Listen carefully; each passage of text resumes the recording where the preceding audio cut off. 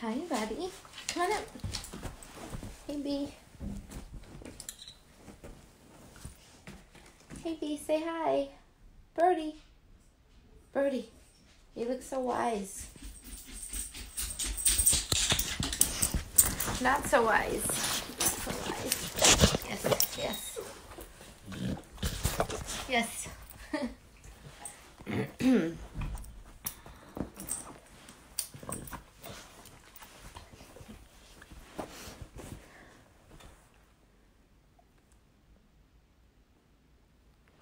Giving it a few minutes here. Waiting for folks to join us. Just kicking it with the puppies. Doing the do.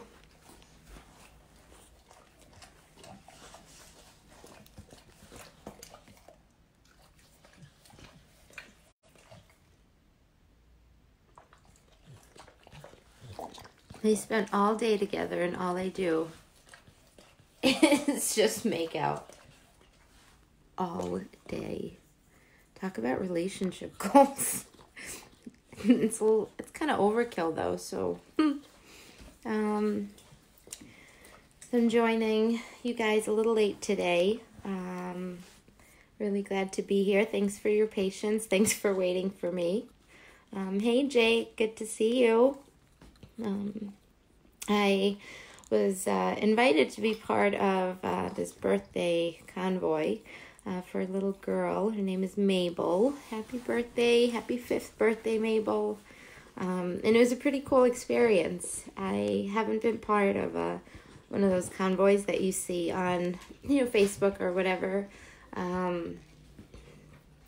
where there were tons of cars and we were driving and there was an air horn and it was just really exciting. It made my day. It lasted, 2 minutes. Just slowly crept by her house, but it was really, really sweet. And it got me thinking about the simple things. It was just driving by, a kiddo's house, and she was just so excited. She was so happy. She was outside screaming, jumping up and down. Stop, guys. Stop. Leave them. Just having such a great time, and something so simple made such a lasting impression for her. It's definitely a birthday she won't forget.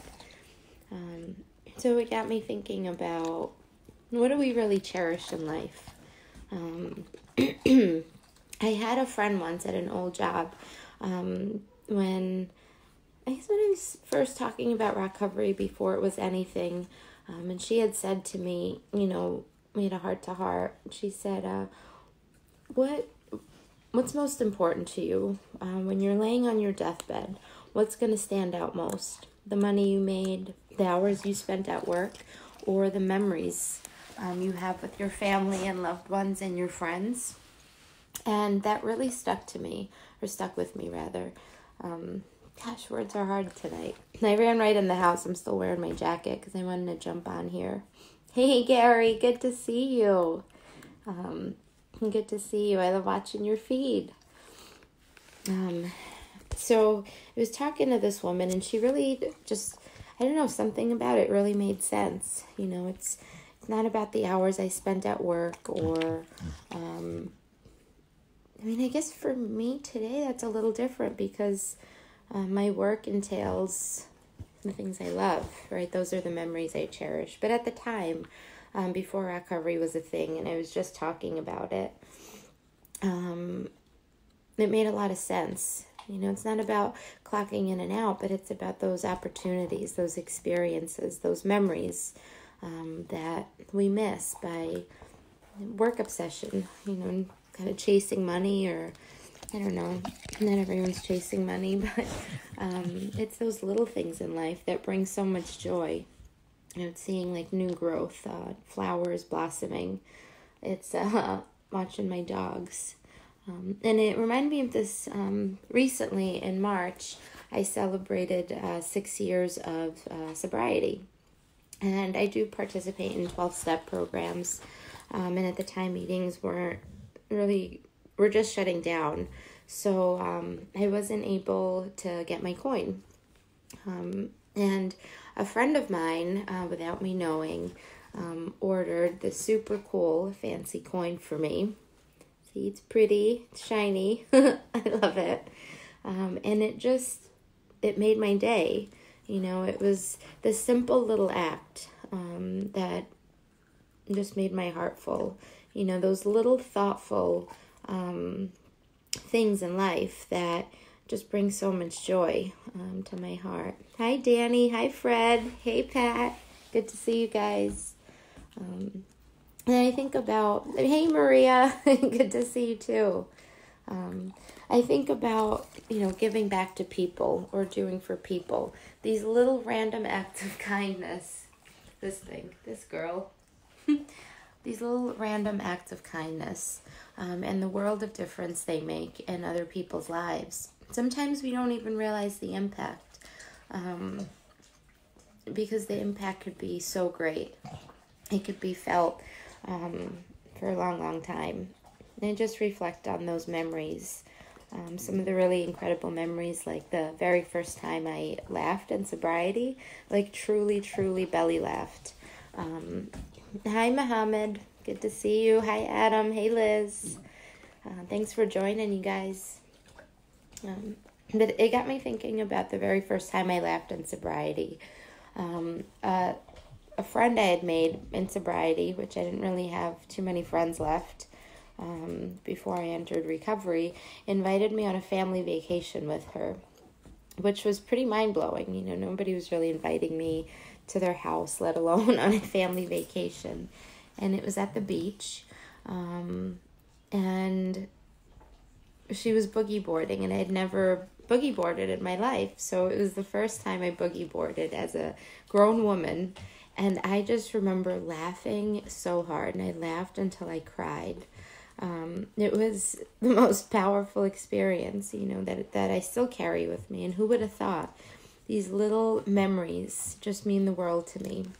From this coin to that laugh to the birthday convoy that I was just part of. It's just really cool experiences, really powerful experiences that make up the things that matter, right? So what are some things that matter to you guys, if you kind of think back or think deep on some of those little everyday miracles or those little everyday experiences that matter most? If you could share them with me and with us, I know they'll brighten up our day. As I sit here and it's snowing outside, mid-April, it's snowing outside. Emily, what up, NASA? Good to see you. Yeah. Here's the fluff, right, when we talk about the weather. I hate it, and I don't know why I bring it up all the time. It's just like that empty conversation to fill up space, fill up time, But it is pretty beautiful out there if you're able to sit and take a look from afar. Hazel, they have the dogs here, and they're just like incessantly licking each other. Just incessantly. I don't know if you hear them in the background. They're just not stopping. They're up. But yeah, I'd love to hear some of your memories of those little everyday miracles, those little experiences that just filled your heart with so much joy, more than you imagined.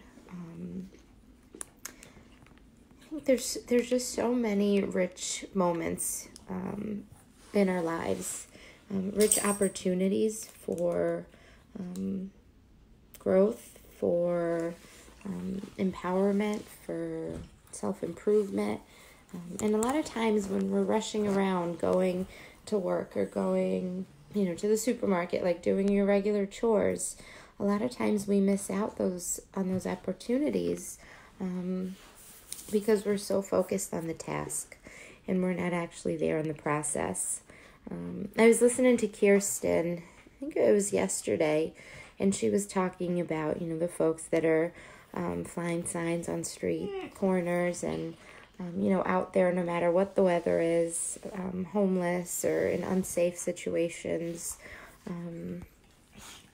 and how important it is to make eye contact, how important it is to acknowledge their existence, their very existence. They're human beings, and they're sons and fathers and mothers and uncles, and for them to stand there, and the worst thing is like just to drive by and pretend like they're not there, pretend like they're not human.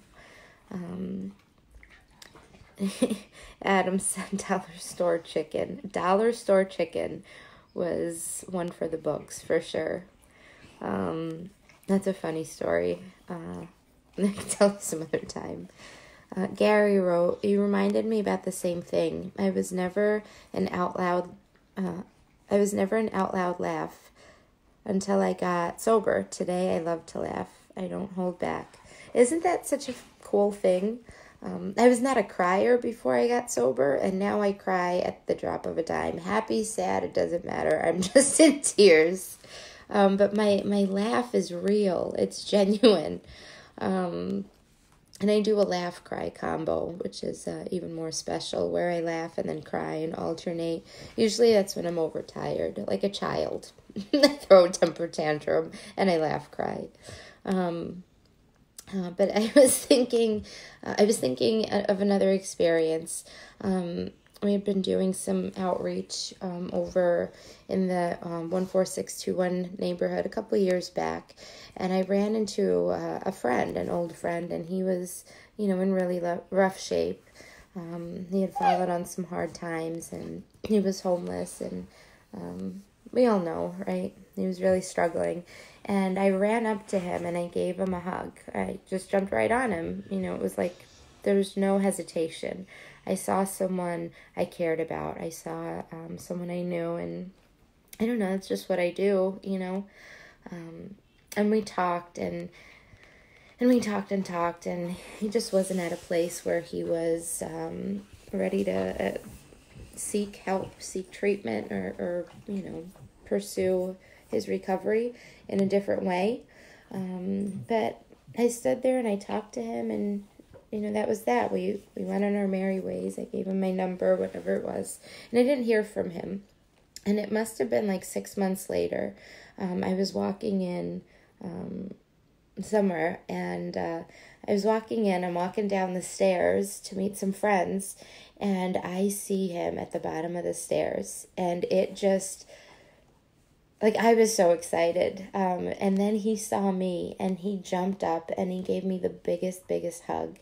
And he said he's thought about me since that day, because he just felt like the Walking Dead. He was walking around like he didn't exist. People didn't acknowledge him. He just felt like the Walking Dead, and he said, like, I hugged him. I didn't care that he smelt or he was soiled or whatever it was. He was just a human being, a person, and we had that connection.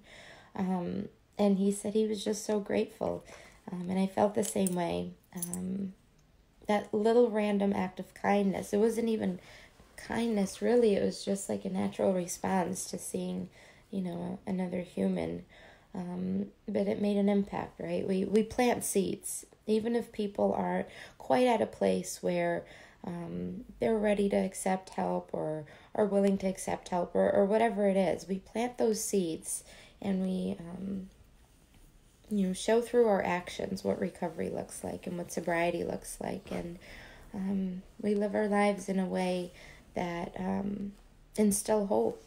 There's hope for other people. And I think that's really the true power and the true beauty in recovery, is we don't have to force it down people's throats. It's sort of like if you think of a diabetic. If he wants to eat sugar, he or she wants to eat sugar out of the bag of sugar all day. Maraid, hi. You are Lighthouse. Hi. Hi, Curtis. Hi, Melissa. You guys are wonderful. Good to see you. But if this diabetic wants to eat cake, by the fistful, then he's going to eat cake until he's ready to not eat cake. So it's kind of the same thing. So there's no judgment. This isn't about what you should or shouldn't be doing. This isn't about shaming. This isn't about guilt trips, right? It's about unconditional love and acceptance, exactly as you are, where you are, and how you are. And that's really the gift of recovery, because for so many of us, we've been in similar situations. We've experienced similar traumas, similar tragedies, similar pain, and we just understand in a way that those that may have not had their lives touched by addiction can understand, you know. We can't force our way or force other people to do what we think they need to do, because we're not the experts, right? I don't know what's best for you guys. You don't know what's best for me. I'm the expert on my own recovery, as is the person that's standing on the street flying a sign. As hard as that may be to see, you know, as emotional as that feels, or painful as that feels, there needs to be there's dignity. We're human beings. I was on a Zoom call, a meeting with, some initiatives that are going on in the area, and they were talking about folks that are COVID positive around smoking. And I don't know who was on the call, and I wouldn't call him out anyway, but he mentioned, so you're telling me folks that have a disease that attacks their lungs are going to be allowed to smoke. It ignited a flame, because, well, he doesn't have to smoke, but those folks that are, we're human beings, there's a right to self-determination, and there's no judgment. What's right for me might not be right for you, might not be right for the next person, and that's really so hard sometimes, but so important to keep in mind. We have the power of choice, right? We have the ability to choose to a lot of extent, and other people can't force us, truly force us to make the right choices. So it's painful. It's painful for some folks, right? To watch addiction. To lose our loved ones. It's really painful, but it's their journey, and it's just their journey, right? Hey Nikki, hey Roger, Karen, good to see you guys. So circling back, I'll pull it all together to those little things. You never know how much that little tiny bit of kindness is going to do for another person, how much it's going to change their lives, their experience, their day. It matters. They matter. We matter. There's so much to live for, and there's so much good in the world. Regardless of the time, regardless of anything else, there's just so much good in the world, and we're part of that good, right? All you guys are part of what's so good in this world. And that's really, it's an incredible gift. We have an amazing opportunity to change mindsets, to change old ideas, to educate about recovery, to show the community what recovery looks like. We get all these we're entrusted, right, to advance the recovery movement, to bring us out of the dark ages of shame and stigma, and hate, into a world of acceptance and tolerance and love. And I just think that's such an honor and such a gift, and I don't treat it lightly by any means. I know you guys don't either. It's just about love. Brian, I don't know if Brian Quinn is on, but he said, love is the solution. I forgot how he worded it, but really it is, right? Love is the solution to everything. Love your neighbor, love your people, love your family, just be good to the best of your abilities. That's all that's asked of you, is try to do your very best each and every day. And tomorrow, try your very best, and that's it, right? Kind of simple. So my thought for the day, I'm just so grateful for you guys. I'm so grateful for the virtual world, for these opportunities to connect. I'm grateful for the everyday miracles, for the gifts of sobriety. I'm grateful for the snow. It looks really pretty out there. I'm grateful I'm not in the snow. But join us. I think love is the remedy. Yeah, I dig it, Jake, all the way. Love is the remedy. So we have on Wednesdays we Zoom or Zoom social hour. We actually have an interpreter, sign language interpreter. I think I'm late and I'm going over, but you can join anytime from 6:30 to 7:30 or later if people are just hanging out. And the link is on under the events page. We have an event for Zooming. I forgot what I call it. On Wednesdays we Zoom or social Zooming hour. But join us and tune in again tomorrow. And remember to love yourself, love your friends, be kind to yourselves. First and foremost, be kind and be good to you. You are doing your absolute very best. And that is enough. And you are enough. Love you guys. Bye. Have a great night.